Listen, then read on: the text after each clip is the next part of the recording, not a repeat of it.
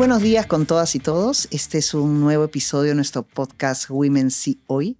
En esta oportunidad con dos líderes destacados de la sostenibilidad. Imagínense si no es importante abordar este tema, más en estos tiempos actuales.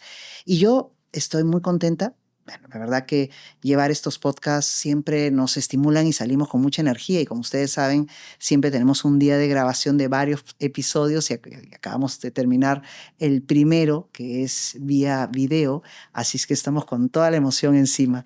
Y con ese partidor, pues yo presento a los invitados que tengo para este episodio tan especial. Ante todo, y esto no tiene que ver con caballerosidad, ni nada, ni orden, ni nada por el estilo. Vamos a romper ciclos.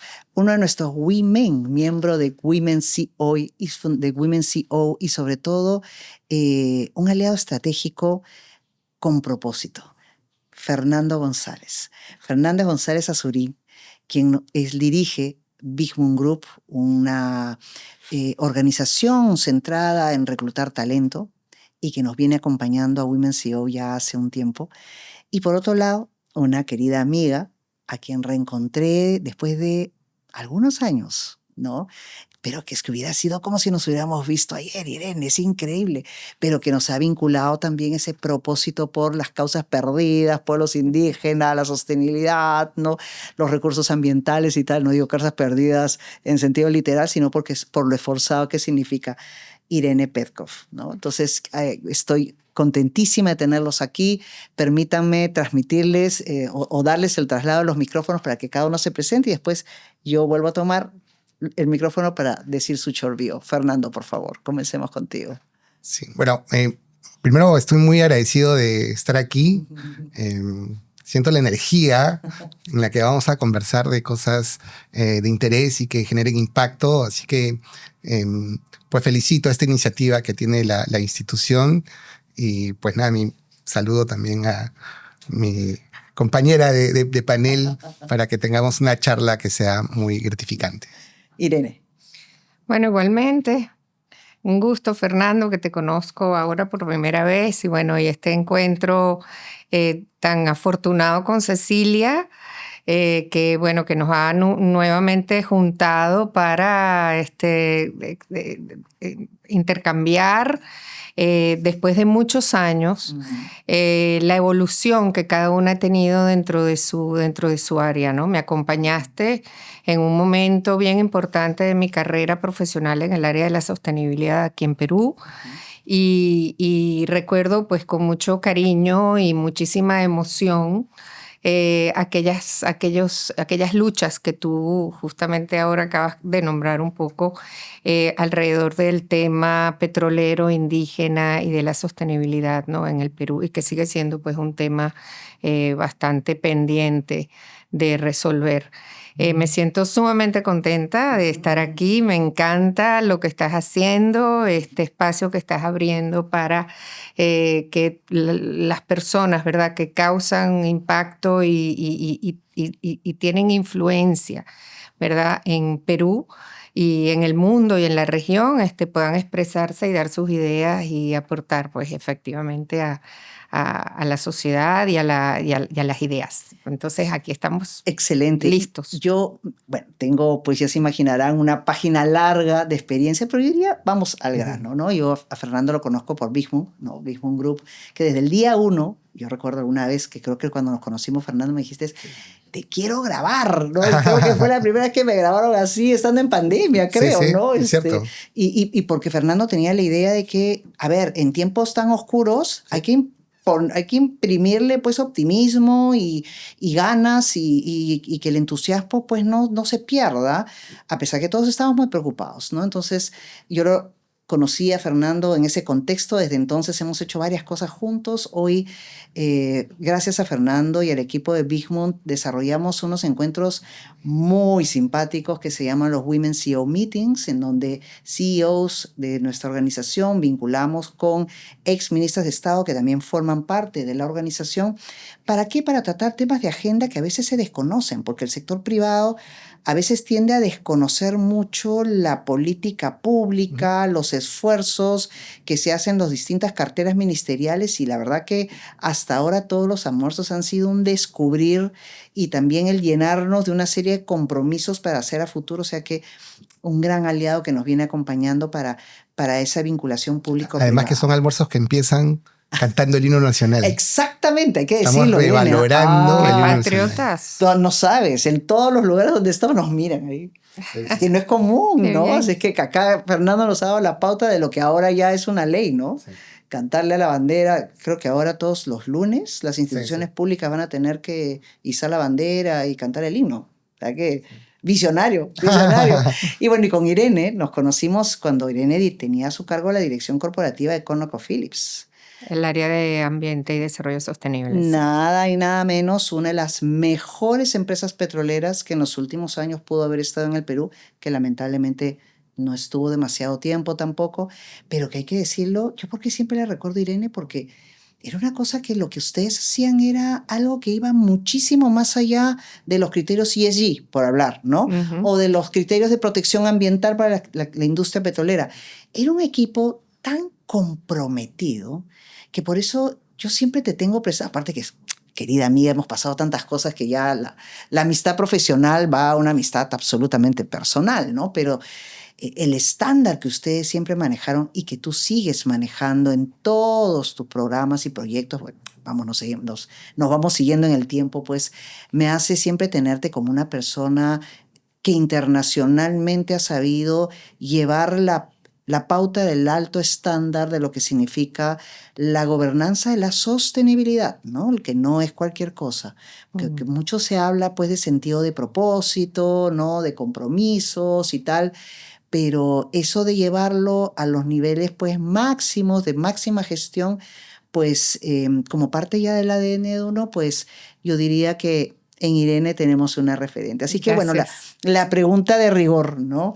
¿Cómo los llevó a tener esa actitud que ustedes tienen y sobre todo ese compromiso personal con causas que lo superan, ¿no? Tanto en el caso de Fernando y tú, Irene. Ahora sí comenzamos contigo, Irene, para invertir el orden.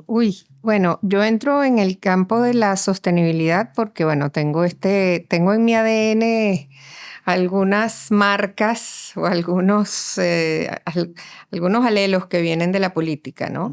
Y la política siempre me llamó la atención, sin embargo, habiendo desde muy joven ingresado en la política en Venezuela, también me di cuenta que la política era para personas menos sensibles y sentimentales que yo. O sea, se necesita realmente tener una piel muy curtida para poder soportar los embates de la política. Pero siempre me incliné por las ciencias y aunque quise estudiar medicina, me pareció que era como que algo demasiado largo, ¿no? O sea, consideraba que era demasiados años de estudio y me decidí por la biología.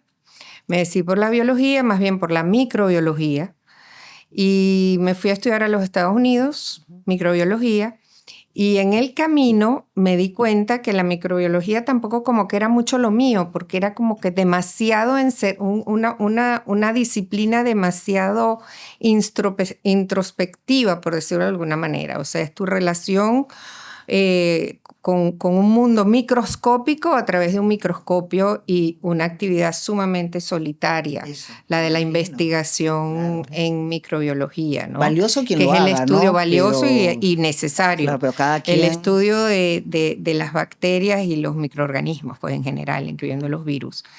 Y estaba yo estudiando en la Universidad de Kansas y de repente surgió en mí el conocimiento de que en la universidad también había una carrera en estudios ambientales.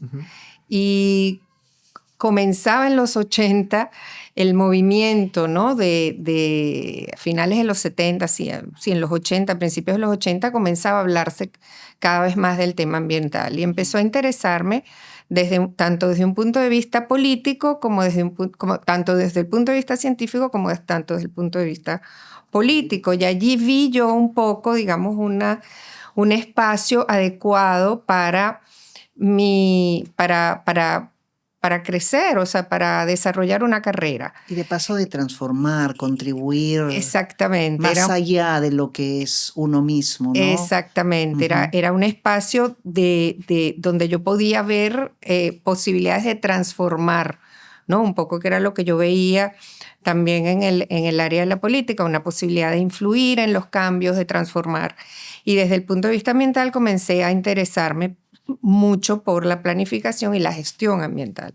Y ahí, bueno, terminé ambas carreras y ahí empecé yo a cultivarme pues, en lo que fue el área de la gestión ambiental fundamentalmente.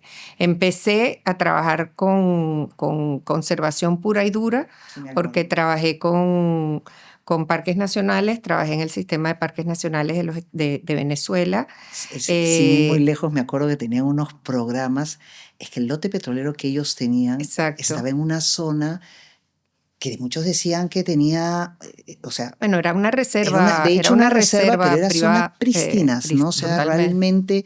Y las iniciativas que ellos planteaban era, a ver, o sea, impresionantes, ¿no? Sí, bueno, de allí que entonces lo que yo hiciera también después en el campo petrolero, cuando empiezo a trabajar en el campo petrolero, algunos años después de haber trabajado muchos años en el área de la conservación, empiezo a trabajar en el sector petrolero por cosas de la vida y allí pues a pesar de que cuando me entrevistan por primera vez me preguntan que qué voy a privilegiar yo primero, si el ambiente o el interés de la compañía, cuando me tocara gestionar un desafío, pues mi respuesta fue siempre estaré guiada por mis principios y no habrá nada que pueda quebrantarlos. Y eso es lo que a mí me hace realmente ser una profesional de la sostenibilidad actualmente. Y bueno, y así como tú me diste una introducción fantástica, efectivamente he trabajado siguiendo por sobre todo pues es una línea que ya te identifica y te caracteriza, Irene, totalmente. Totalmente, sí, soy la dama de hierro de la sostenibilidad en el sector petrolero. Que es verdad y lo digo y por eso es que me siento encantada de que podamos estar juntos aquí y esto matizado con una persona, contigo Fernando, que tu mirada está en el talento, pero en ese talento buscando a líderes también con propósito, sí, influyendo en los espacios en donde estés, destacando a aquellas personas que tú la ves de una línea, ¿no? Y tratar de darles ese espacio necesario para que influyan necesariamente en los negocios de manera constructiva como necesitamos. ¿Cómo fue tu hoja de vida, Fernando? Porque tú tienes ahí una hoja de vida súper interesante. Sí, no sé si tan interesante como la de Irene, que me he escuchado con mucha atención. Sí lo es. Tenemos que conversar porque me imagino que has tenido unos desafíos estructurales y de una industria que culturalmente es dura. Además, el género, una mujer líder en estos temas es admirable. Felicitaciones por ello. Gracias.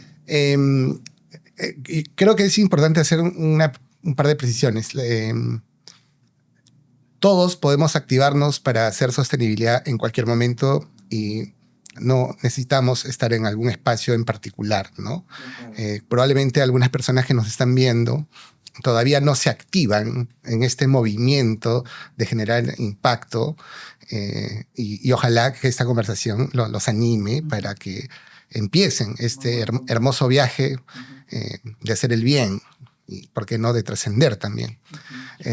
Pero mirar en retrospectiva para tratar de identificar ese chispazo, ese ajá de la sostenibilidad, creo que es también un viaje muy amable que nos podemos hacer porque podemos revalorar esas experiencias que han construido la cosmovisión que hoy tenemos para hacer acciones con responsabilidad y con impacto, ¿no? Fíjate que estaba pensando un poco en ello, pues creo que esto, en mi caso particular, se origina desde tener dos padres maravillosos. Mi madre es una hermosa andahuaylina que fue reina del folclore, canta unos huaynos espectaculares y ha sido profesora. Y mi padre es un hombre pues muy trabajador, ha sido una de las personas que más ha promovido el culto a Miguel Grau y con ello valores cívicos en el país. Entonces, ¿qué recojo de ambos? Que quizás fue la base que me permitió ir evolucionando en mi pensamiento ciudadano, ¿no? Ahora empresarial, ¿no? Creo que hay 3 o 4 cosas. Primero, la sensibilidad por lo humano. El arte sin duda te lleva a estos espacios, ¿no? Empatizar con las personas. Mi madre, siendo de una ciudad, un pueblo todavía muy golpeado como es Andahuaylas, el saber reconocer, porque he ido muchas veces, lo que ocurre al interior de nuestro país, ¿no? Con peruanos y peruanas que desafortunadamente por circunstancias no han tenido acceso a los privilegios que hemos tenido otras personas, como tener un grado de instrucción y acceso a bienes básicos, por ejemplo, ¿no? De mi padre es la perseverancia, el valorar el trabajo, ¿no? El dignificar el trabajo, ¿no? El esfuerzo, ¿no? El superarse día a día, y claramente los valores cívicos, ¿no? La ciudadanía que hoy es tan necesaria en el país era algo que siempre vivimos en mi hogar, ¿no? Ello me llevó a estudiar en un colegio de curas, un colegio marista, donde se profesa justamente el amor a la Virgen María, y eso me permitió en aquel entonces estar en un espacio de mucha bondad. Recuerdo mucho a mis compañeros de clase, personas buenas, genuinamente buenas, y ahora cuando los veo los reconozco como tales. Pero luego hago un cambio importante en mi vida y entro al Colegio Militar Leoncio Prado, a mi querido Colegio Militar Leoncio Prado, ¿no? Fue un cambio drástico y empecé a descubrirme como un adolescente y a tocar algunas fibras importantes relacionadas a valores militares, valores cívicos, ¿no? Eso me llevó a formarme como oficial en épocas muy complicadas en el país, porque estábamos todavía viviendo el flagelo del terrorismo. Era una situación significativamente dura, muy grave, y luego pues me tocó con mucho orgullo servir a la patria en diferentes lugares y en momentos también álgidos, ¿no?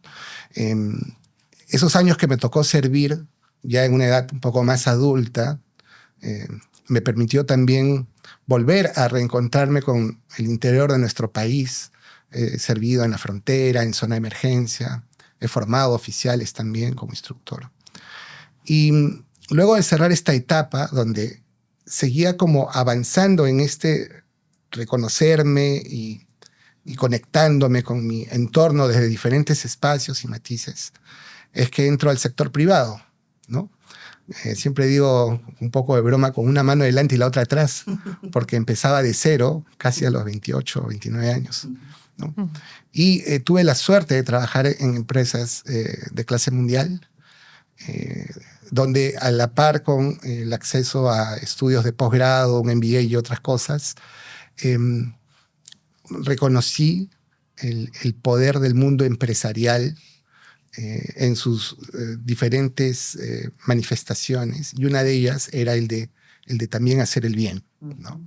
Y esto lo quiero poner de relieve, porque creo que es importante el acento en que las empresas, antes de ser una unidad económica, son una unidad social, y debidamente lideradas pueden exponencialmente hacer el bien y generar impacto. Entonces, cuando termino, digamos, este ciclo en el mundo empresarial, decido ser empresario con una razón, y ahí es donde de alguna manera hay aceleración en mis anhelos de hacer impacto, responsabilidad empresarial. Y es que la discriminación en el país hace 14 años era tan gravosa que vi que era momento de hacer algo para contrarrestar este problema, Y hasta revertir, ¿no?, la situación, porque y el avance de la discriminación, o sea, uno dice, ¿no? A mí me llamó mucho la atención el último informe de Edelman que se presentó sobre Perú. Uh-huh. Irene, ¿sabes lo que mostraba? Que 8 de cada 10 personas consideraban que podrían ser discriminados en cualquier momento. Y eso es un dato terrible. terrible. En el Perú de hoy, un Perú o sea, de avance, de progreso, una de las economías más sólidas de la región, ¿no? Pero que estemos hablando de eso. Entonces, bien importante lo que comentas desde tu perspectiva y desde la trayectoria, ¿no, Fernando, que tienes? Sí. Cuando nos tocó a nosotros reconocer que había un espacio para trabajar en la lucha contra la discriminación, es que nace Bigmont, ¿no? Okay. Bigmont es una empresa de selección de talento que al final tiene, digamos, la propuesta de valor se simplifica en dos cosas muy concretas. Es inyectar competitividad a las empresas a partir de un proceso de selección rigurosamente meritocrático y sin sesgos discriminatorios, ¿no? Y por el otro lado es permitirle a la gran comunidad de ejecutivos, ejecutivas y profesionales que compitan en igualdad de condiciones y sean valorados por su talento. Esto para cerrar, digamos, la idea, que debería ser la regla y lo normal en un país con problemas estructurales tan duros como el nuestro, no termina siendo así, ¿no? Entonces, pues hasta el día de hoy, de cuando en cuando me tocan algunas conversaciones no tan felices, pero retadoras, de solicitudes pues con un clarísimo y explícito sesgo discriminatorio para posiciones de muy alto perfil en empresas muy, muy grandes, incluso multinacionales. Y bueno, ahí es donde entramos nosotros a dar batalla para romper esa forma de hacer requerimientos y pues promover una selección más inclusiva, más competitiva, sin duda, ¿no? Mira, qué interesante, realmente escuchando a ambos, ¿no? La motivación de pensar en su rol como personas que se comprometen en objetivos, en principio, buenos, ¿no? Ser buenas personas que construyan a favor de una humanidad y de un mundo que requiere atención y sobre todo responsabilidad. Pero a veces creo que no se termina de comprender del todo la dimensión de la sostenibilidad, el ser sostenible, ¿no? Y creo que se pierde a veces ese concepto que es la esencia, ¿no? Ese concepto del año 87, el informe Brundtland, en el cual hablan que la sostenibilidad no es otra cosa que garantizar que nos vaya bien ahora, pero también le vaya bien a nuestros hijos, ¿no? Asegurar ese desarrollo sostenible para nuestras futuras generaciones. Y ahí creo que está la clave cuando vemos que no se termina de comprender muy bien qué significa, porque cuando vemos el desempeño en muchas empresas todavía, y no hablamos solamente de empresas, sino las personas somos muy cortoplacistas, ¿no? En nuestra mirada y en nuestras decisiones. Poco se proyectan esto de, a ver, ¿qué puede pasar acá los próximos 20, 30 años? No solamente a mí, ¿no? Sino a mi futuro, mi entorno, mi familia, mis hijos. Probablemente si lo están pensando en términos económicos, ¿no? ¿Cómo viene el futuro económico? Pero la degradación ambiental, el cambio climático, ¿no? Todo este impacto que representa para nuestro día a día este crecimiento también del mundo y de la actividad económica en general, ¿no? Nos reta, pero creo que no nos terminamos de dar cuenta, o al menos a la gran mayoría, de lo que significa, porque no encontramos todavía un compromiso total que deberíamos tener para cautelar y proteger lo que tenemos. No sé, Irene, ¿qué piensas? Sí, yo creo que a partir de 1987, que es cuando realmente se acuña el término desarrollo sostenible, ha habido un progreso, una evolución fundamental que ha sido la Agenda 2030. Claro.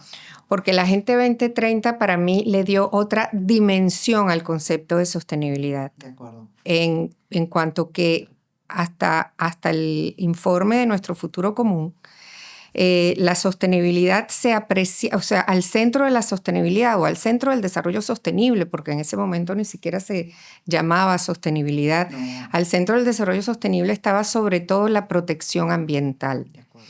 La Agenda 2030, ¿verdad? En el 2015, viene a ampliar ese concepto para que no solamente se fundamente ya en los 3 pilares, esos fundamentales que eran los pilares del informe Brundtland, el crecimiento económico, la inclusión social y la protección del ambiente, sino que incluye dos dimensiones más que son fundamentales hoy en la comprensión de la sostenibilidad.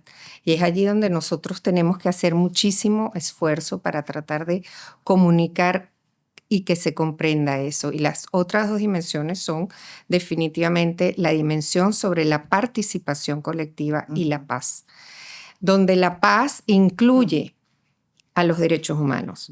Entonces, digamos, esa nueva dimensión o esos nuevos dos pilares son los que actualmente conforman realmente, o sea, ya convertidos en 5 pilares, la sostenibilidad.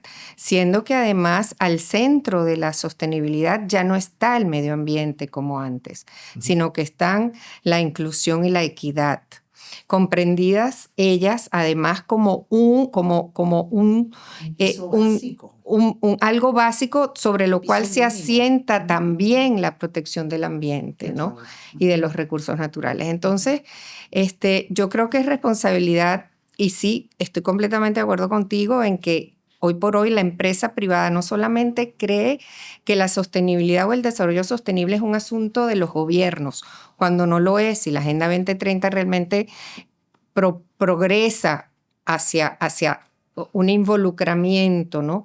Definitivo, no solamente de los gobiernos, que son los que tienen que impulsar la agenda, pero también de la empresa privada y de la sociedad civil en general como responsables de ese impulso, que es cuando apreciamos que la sostenibilidad no es solamente responsabilidad del gobierno, sino que son responsabilidad también de la empresa privada, y es en la empresa privada donde yo creo que hoy por hoy se apoya más fuertemente la capacidad para causar, digamos, esa transformación que busca la Agenda 2030. Yo creo, porque yo veo que los esfuerzos, o sea, y la conciencia que ha adquirido la empresa privada hoy por hoy, a pesar de que sí es verdad que hay todavía un sesgo tremendo en la comprensión y en creer que la sostenibilidad es solo proteger el ambiente y no incluye todas estas otras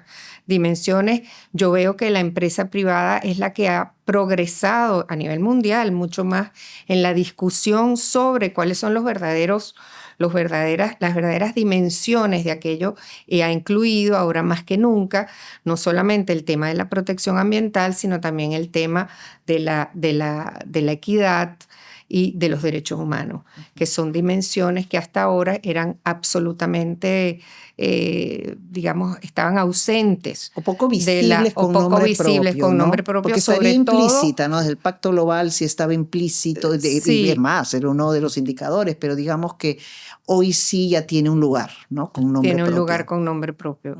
Y una acción, ¿no? Y un action item. Sí, o sea, ¿no? Y que están los principios rectores, ¿no? Empresas y derechos humanos, ya que te manda y ya que establece un estándar en donde las empresas tienen el deber de responsabilizarse sobre sus impactos negativos en derechos humanos, ya no solamente en el cuidado del ambiente, en su gestión social y tal. ¿Cómo lo ves, Fernando? Sí, yo quería poner sobre la mesa 2 ideas fundamentales y concluir con otra. Soy un poco estructurada cuando hablo. La primera es la importancia desde un espacio de genuina humanidad que debemos de tener todos, quienes formamos parte de la sociedad, empresa, Estado, consumidores, en fin, todos, que hay problemas graves que están amenazando a la raza humana y que están presentes, ¿no? El hambre, la desigualdad, los efectos del cambio climático, los atentados contra los derechos, la pérdida de derechos en muchos espacios, en fin, entonces hay dolor y hay sufrimiento. Esto es real, no es retórica, no es política, no, es una realidad. Entonces, tenemos que hacer nuestro ese sufrimiento. Y es un sufrimiento global y es un sufrimiento local también, ¿no? Y este sufrimiento está entre nosotros, ¿no? Creo que tenemos que partir de esa aceptación, pero desde un espacio humano, no un espacio calculado, no un espacio de input, output, o ver esto cómo me beneficia o no. Ese ángulo es clave y ciertamente, y acá vuelvo a insistir un poco con este mensaje, hay empresarios, empresarias y organizaciones que en el país están trabajando responsablemente en esto y se han comido el pleito. Sin duda, e incluso hay hasta detractores de esto, pero más allá de ello, creo que es clave poner en la agenda de nuestras estrategias y de nuestras organizaciones el trabajar por mejorar la vida de las personas y por cuidar nuestro planeta. En la línea de lo que dijo Irene, sin duda la Agenda 2030 marca un antes y un después, el dimensionamiento que le dio y la manera como nos ha permitido orientar de forma eficaz los esfuerzos de las organizaciones, empresas, instituciones, sociedad civil, para poder darle en el clavo a algunos de estos problemas es significativo. Pero hay algo que nos faltó y ya se está atendiendo, que es la Agenda 2030 sin duda es ambiciosa y no tendría por qué no serlo, está muy bien, pero nos hemos dado cuenta que no llegamos, ¿no? Y se ha reconocido ya en espacios técnicos, desde las mismas Naciones Unidas, que lo que nos ha faltado es transformarnos primero nosotros. Exactamente. ¿No? Y ahí es donde entran los principios del Inner Development Goals, donde están los principios de ser, relacionarse, colaborar, actuar, ¿no? Y pensar. ¿Para qué? Y aquí cierro la respuesta. Si es que primero no tenemos una mirada humilde hacia nosotros mismos para reconocer que nos falta trabajar en elementos tan esenciales que forman parte de nuestra espiritualidad, nuestra cosmovisión, difícilmente vamos a poder movilizar nuestras capacidades y recursos para hacer el bien, para contagiar entusiasmo, para que podamos abrir los ojos, para tener este wake up, pero masivo, y que vayamos todos en la misma dirección, ¿no? Entender esto y reconocer la interdependencia para que a todos nos vaya bien es fundamental. Y ya un poco terminando, porque este tema a mí me apasiona y como se imaginarán, no solamente me apasiona, sino me tiene muy preocupada, ¿no? Porque vamos viendo una serie de gestos de adherencia a posiciones, a ver, que como tú bien has dicho, Fernando, y también Irene, ¿no? Hay dolor y sufrimiento. Y es cierto, probablemente no lo vivas en carne propia, pero es real.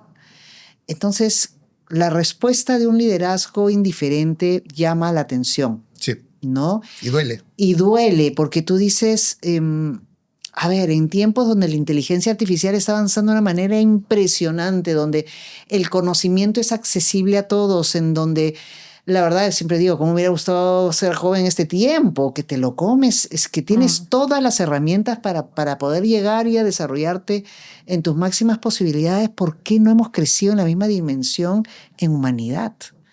¿No? Y en vernos como seres humanos, no como que los que están mal, pues porque quieren estar mal o porque por las razones que fuera, sí. O incluso atribuir la ideología a eso. No, o sea, somos seres humanos todos, ¿no? Y sin embargo, hay un claro distingo desde una agenda estrictamente individual, esto es lo mío, esto me compete, eso no me compete. Perdiendo con eso la oportunidad de vernos como lo que creo hemos sido creados, parte de una aldea global que se llama humanidad, ¿no? Este mundo maravilloso, que cuando uno se va a estos museos en donde puedes ver estos planetarios y escuchas, y tú dices, increíble lo que significa el planeta Tierra y la riqueza que tiene, ¿no? Y a ver, ¿cómo no le estamos cuidando al nivel que deberíamos cuidarlo? Entonces, esa falta de visión entre el ser humano que avanza, ¿no? A plazos agigantados, pero no de la misma manera en esa espiritualidad y ese compromiso, pues preocupa, ¿no? Sí, lo peor es que estábamos hablando antes de comenzar el de comenzar la entrevista, un poco ahí en ese tono, ¿no? De que estamos actualmente viendo una crisis verdaderamente de pensamiento, o sea, de pensamiento y de sentimiento. Porque ahora hasta sentirse demasiado empático, Así es. hasta sentir empatía pareciera estar bajo cuestionamiento, ¿no? Porque sentir empatía por los migrantes, por los sexualmente diversos, por la mujer, por el sufrimiento, por la violencia, por el acoso, por el abuso sexual. O sea, el abuso todo parece sexual, todo parece terrible. estarse cuestionando, ¿no? Sí. O sea, si inclusive tus propios sentimientos e ideas y creencias sobre la justicia y los derechos, de repente se han puesto en duda y tan en duda se han puesto que pudieran estarse desmantelando inclusive lo que ha costado tanto construir y llegar hasta allá. De acuerdo. Entonces, a mí me parece que, claro, hay signos. Por otro lado, hay signos de que no, de que hay un poco, de que hay resistencia, ¿no? Y de que esto puede ser solamente una mala hora, exacto, una etapa que ojalá difícil o tal vez de reacomodo, ¿no? Sí, también. De las creencias, las ideas y las perspectivas. Pero sí estamos en un momento complejo. ¿Y cómo ves, ya terminando al final, tanto Fernando como Irene, qué podemos hacer desde el rol que estamos? Así yo me pregunto, en la perspectiva que tengo y demostrar, creo en lo que creo y defiendo lo que defiendo, evidentemente a veces te encuentras con a veces uno dice, bueno, pues uno no está tampoco para satisfacer a todo el mundo, uno tiene que ser responsable con su conciencia y con lo que se cree. Y sí, pues estamos en tiempos duros, entonces, ¿qué hacemos en estos tiempos para mantener la primacía de poner realmente en el centro del debate a la persona y cómo construir conjuntamente una humanidad fortalecida desde el rol que estamos? Sí, yo creo que es interesante tomar en cuenta dos aspectos. El primero es no bajar los brazos, o sea, todas las iniciativas muy justas y de reconocimiento que van en pro de actuar de forma responsable con las personas y el planeta, sea donde fuere que estemos, el sector empresarial o fuera del sector empresarial, tenemos que mantener el impulso, seguir en esa misma línea, sin duda, sin perder de vista, porque no podría ser de otra forma, de cumplir con los objetivos y las metas de nuestras organizaciones. Es más, eso ayuda para que eso suceda, ¿no? Pero no retroceder frente a lo que se haya ganado, ¿no? Por ejemplo, en participación de mujeres en directorios, en equidad salarial, en visibilizar más el acoso y luchar contra ello, etc. O sea, no hay que bajarle el tono. Bien, eso no va a ser fácil, no está siendo fácil, pero tenemos que buscar espacios como este para poner el tema sobre la mesa, ¿no? Ese es un primer punto importante. Lo segundo, que es dar batalla. Lo segundo es, en estos tiempos de polarización tan aguda, tan ácida, tan desconcertante, tenemos que hacer esfuerzos entre todos nosotros para encontrar los puntos de coincidencia sobre los cuales podamos construir un diálogo en beneficio de mejorar nuestras condiciones de vida, ¿no? Podemos estar legítimamente en las antípodas de nuestros pensamientos y creencias por las razones legítimas que cada uno pueda tener, pero tenemos que esforzarnos por rescatar aquello en lo que no podríamos estar en desacuerdo. Y no perder los vasos comunicantes, ¿no? Sí. Sí. Y, por ejemplo, ¿quién podría estar en desacuerdo en mejorar la educación del país? O la atención de los niños. O la salud de nuestros adultos mayores, ¿no? ¿Quién podría estar en desacuerdo en mejorar los índices de seguridad ciudadana? ¿Verdad? Cosas tan sencillas y elementales tendrían que ayudarnos a desmantelar justamente todo aquello que nos impide sentarnos a conversar. Entonces, creo que es momento de poner en la agenda bajarle el tono a aquellas cosas que no nos suman y esforzarnos y exigirnos hablar sobre aquello donde no tendríamos discrepancias para empezar a construir juntos ese país que necesitamos. Gracias, Fernando.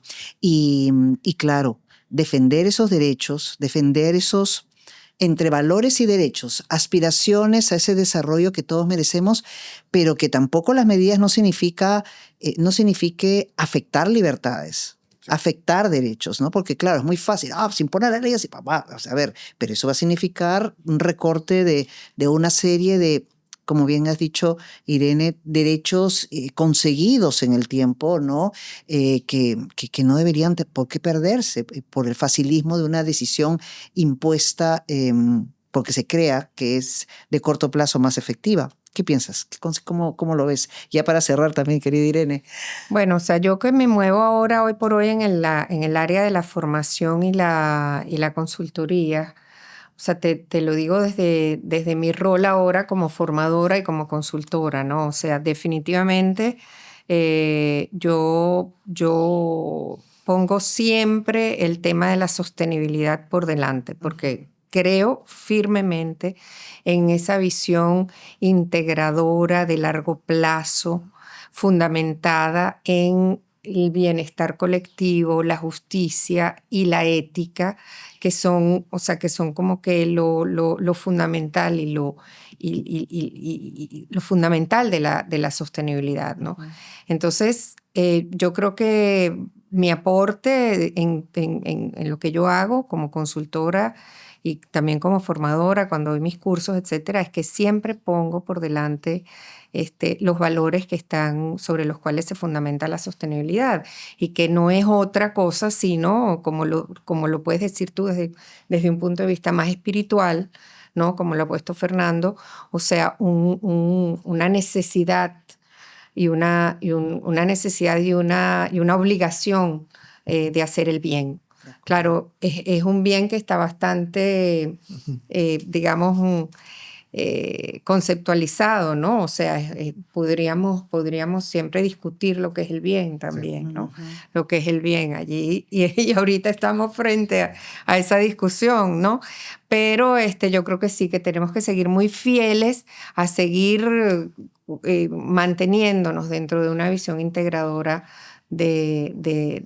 dentro de lo que hacemos. Y no perder el rol que se tiene de influir positivamente, ¿no? De generar puentes, de llevar la conversación con el respeto, pero también con la contundencia. Hay aspectos que no podemos permitir que se retrocedan, se desconozcan o se afecten, lo cual sería peor. A mí me gustó mucho una frase que escuché ahora, justo en un desayuno que estuve, citando una premio Nobel que decía, la única cosa que cambia el mundo es tomar acciones. Y yo creo que eso es una permanente y desde el liderazgo consciente que nos gusta abordar y en realidad en el rol en que estemos, ¿no? Que no se necesita un puesto, una posición para tenerlo. Basta con influir en nuestro entorno, con nuestros hijos. Siempre tener claro que más allá de nuestros intereses está este mundo maravilloso en el que vivimos, en donde todas las personas tenemos derecho a desenvolvernos con respeto a nuestros derechos, a desarrollarnos pues a lo que queramos, ¿no? En una igualdad de oportunidades que sería lo ideal, ¿no? Pero entendiendo que sí nos corresponde a cada uno cautelar lo logrado hasta la fecha. Así es que yo muy agradecida por esta sesión, ¿no? Esta conversación que hemos tenido entre amigos, invitarlos para otras oportunidades que podamos ampliar. Ya veremos cómo vienen estos tiempos. Ojalá vayan menguando ¿no? la intensidad que vamos viendo y se vaya imponiendo esa agenda de la coherencia, de los compromisos, ¿no? De la aspiración a un mundo mejor. Y como bien decían, ¿no? Pensar en no dejar a nadie atrás. Ojalá sea posible y no se ve eso como una quimera o sabe Dios que. Muchísimas gracias, Fernando. Gracias, Irene, por estar juntos en esta oportunidad. Gracias. Lo hemos pasado muy bien. Eso mismo. ¿Verdad que sí? Gracias. Aprendí mucho. Muy interesante. Hasta el próximo Igualmente. capítulo. Gracias.